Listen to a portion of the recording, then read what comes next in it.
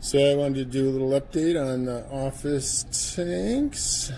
I just kind of rearranged this one a little bit.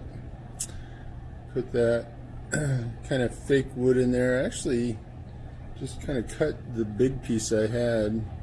That's just a cut off of one of the pieces. Still a little cloudy from the changeover, but I wanted to get a lot of that real wood out of there because the tannins were just insane in here, because I had 3 big pieces of wood that size, so the tannins were horrible. So yeah, I'm down to just one FX6, it's hard to say, but I think it's going to clear right up. I think everybody's pretty happy. Getting rid of some of that wood gave us a little more swimming room in here. And I put some of those Nubius in there, which hopefully will grow even though we're in sand here. They're in pots. Those are not in pots, so we'll see how they do. But I'm going to grab some food. And we'll feed these suckers. They look hungry. It's been a couple of days. The Peacock Bass is getting ginormous. He is growing like a freaking weed. I'm a little frightened at the size. You'll see him when he eats. He's just a maniac. But yeah, he's getting kind of fat, and he's super aggressive eater. Everybody else is doing well. Oscars aren't growing too fast. The Arowana, it's hard to tell with that one. You know, it's just kind of a big fish anyway, but I'm sure he's growing in there. There's our Cenodon under there, hanging out. Looks like he used to live over here. And this kind of, there's the tire track right there. You can see him. Simplocostomous. This big piece of wood here, or fake wood, is hollow, and it has those. I had him cut those holes in it when I ordered it. So that means some of those Plecostomus will never be seen again. Like I've got a big cactus in here, some other big Plecostomus, but I never saw them anyway.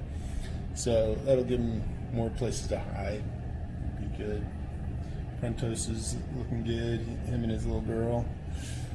And the electric blue is still doing well. Still surviving. Even though he's a little small for this tank, but he does fine. Stays at everybody's face. So, all right, I'm gonna grab some food. All right, so here's what we're feeding them. These days we give them the silver sides, just because they look like real food, and we give them a lot of these little cocktail type shrimp. So we're gonna put actually, let's get this top out of here. All right, guys, it's coming. It's a coming.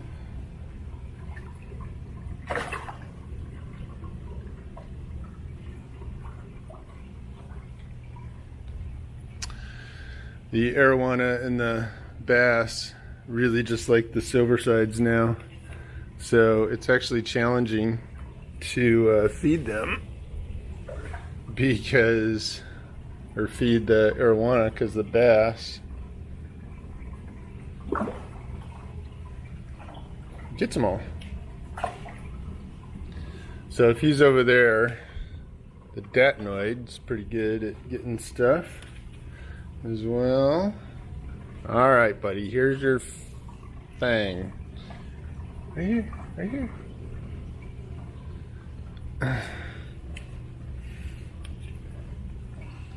All right.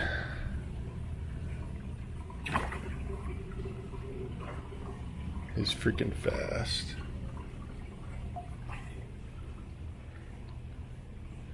He is fast.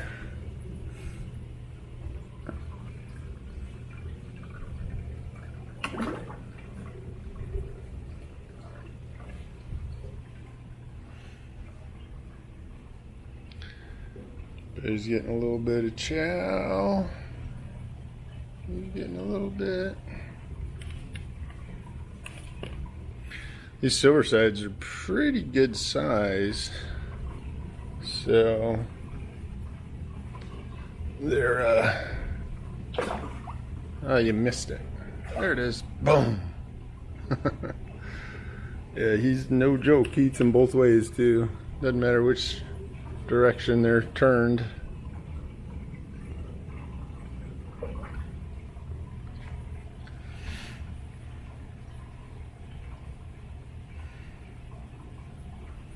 So yeah, he's aggressive enough that he gets a lot of food, which is why he's growing so fast. But he's a pretty cool fish. Super super kind of interactive for sure.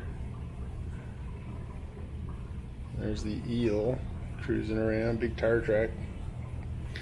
Let's throw some of these in here for him.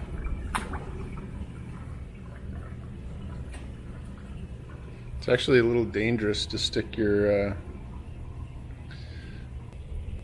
hand in here. I don't think they would purposefully bite you, but they will bite you. Especially in the first few minutes of feeding. They get a little excited. Yeah, that tire track, he used to not. When I first brought him here to the office, he didn't really come out that much, and he didn't eat very good. But now he's a chubber lang. He's a big old eel there. And he doesn't seem to be scared about, you know, flying around anymore, which is weird. I guess they get maybe 2 feet long. So he's got some growing room, that's for sure.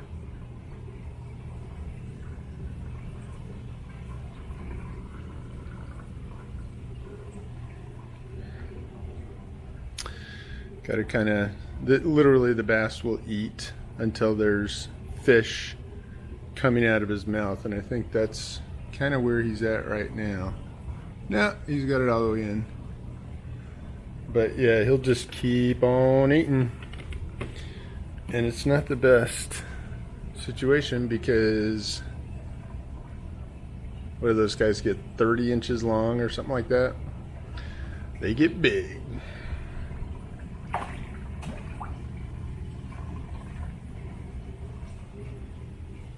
I don't know if I got that datnoid strike. That sucker is, when he hits those fish, it's like you can hear it. He just grabs those suckers. He was kind of a finicky eater too in the early part of his life. He's relatively, you know, I've had him for about 3 years, so he should be a lot bigger, but he just wasn't, I hadn't really found the thing to feed him. But now, he likes these silver sides, they all do. They seem to love them. Put a few more shrimp in there for these guys.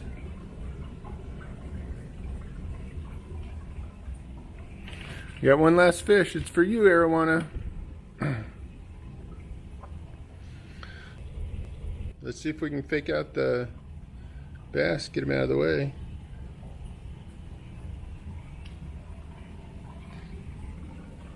It's over there. No, it's over here. It's over here. Oh!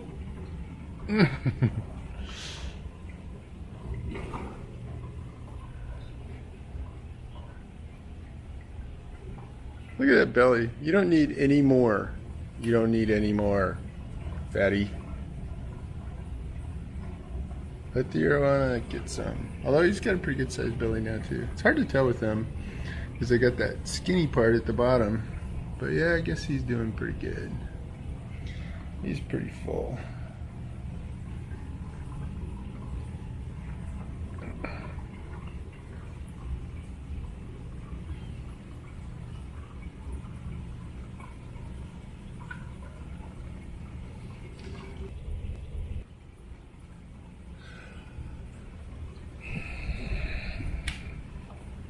sucker.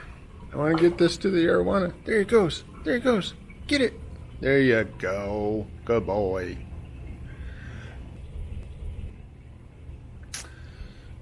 Oscars are pretty happy. I'm 99% sure this is a breeding, or would be, it's a pair.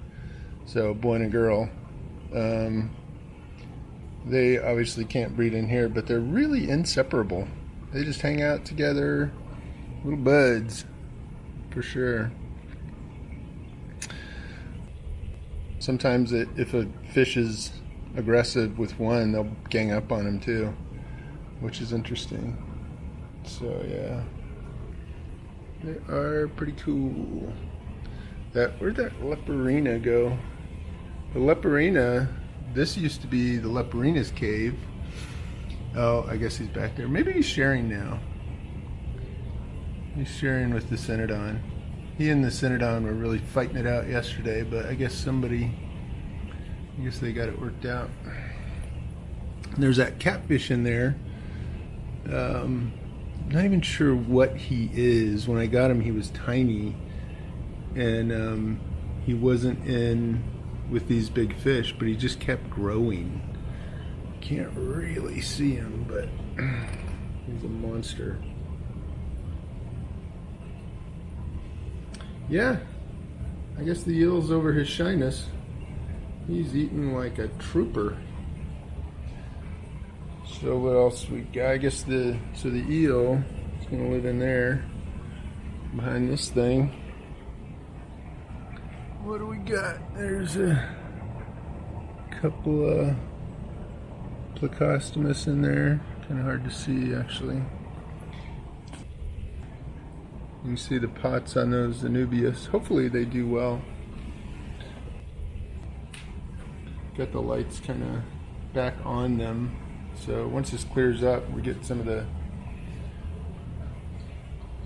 dust out of here from the tank change. Should be pretty good.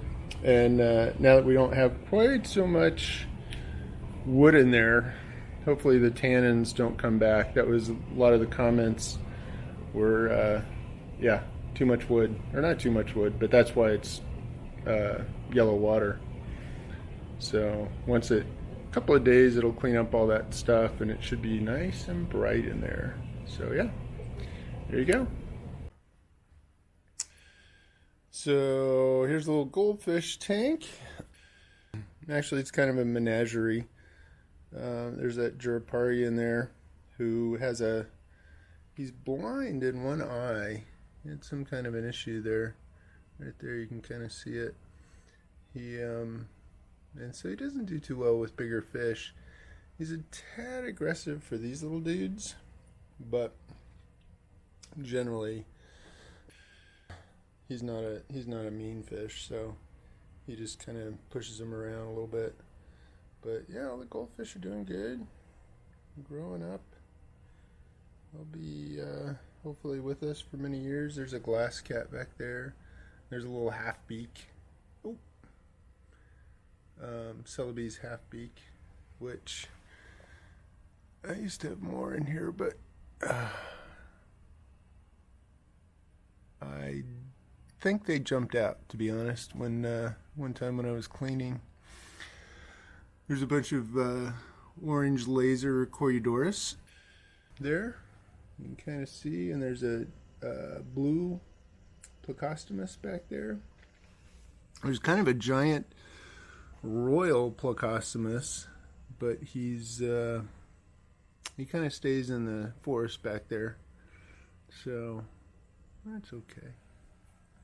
So yeah, that's the little goldfish tank update. It's doing pretty well. Cleared up real nice, and the plants seem to be growing pretty well. That crypt there's is doing fine,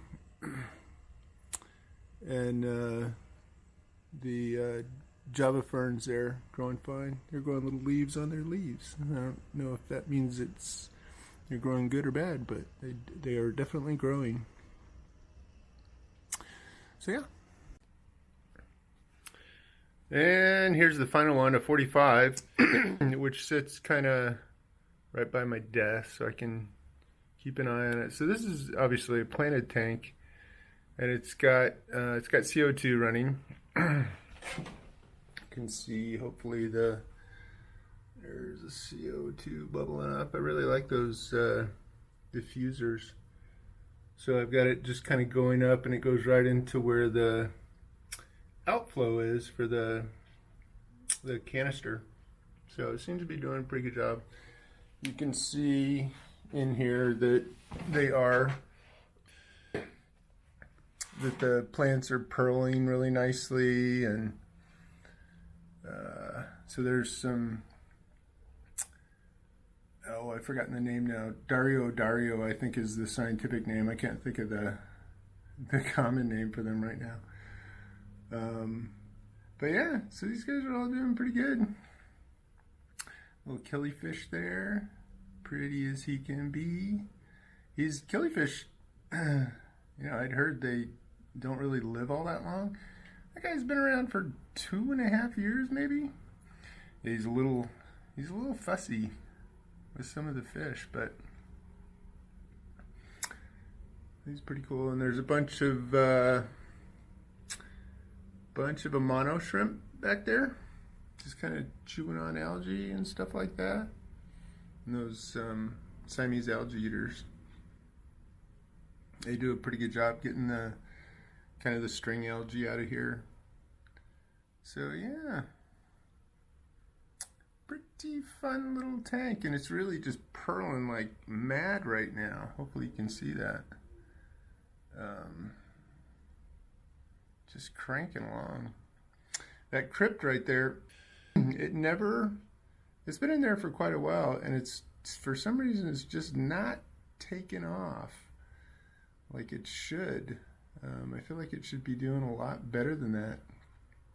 Even the Anubias, which are slow growers, seem to be growing better than that. And that's in the back there's just some chain swords, and they're just going crazy.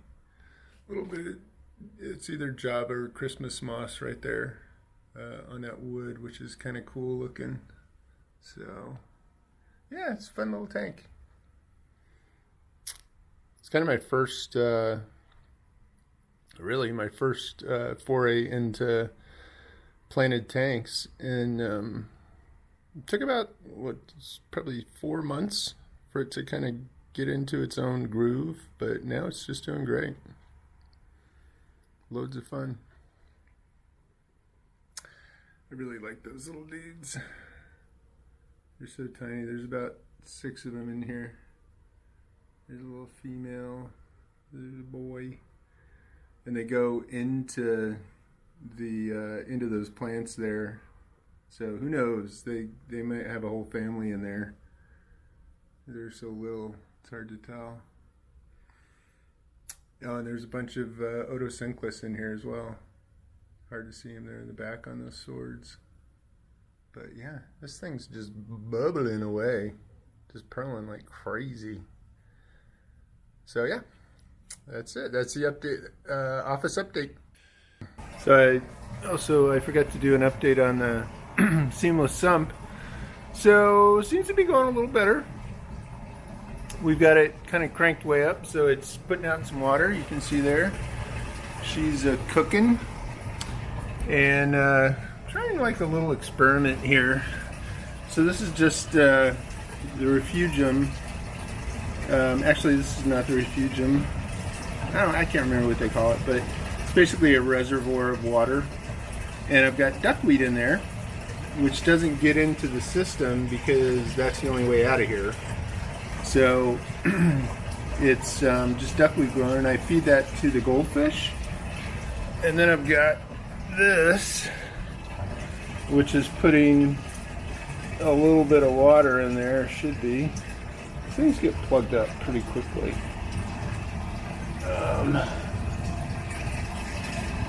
Hard to reach, but anyway, it should be putting a little water in there. I might have to figure out another way to do it, because those things, the hoses get plugged pretty fast. But so the idea would be that we've got duckweed, which we'll feed the goldfish with, and it will also take care of some of the nitrates in here. If we can cycle water kind of through there a little better than we are right now, should be a good way to take care of some nitrates. So we'll see. Just a little experiment. Usually duckweed is crazy messy, but just so happened that the way this is built, you know, with that being the only way out, as long as I keep the water level up, it seems to do okay. So we'll see. We'll keep testing the nitrates here and see how they do.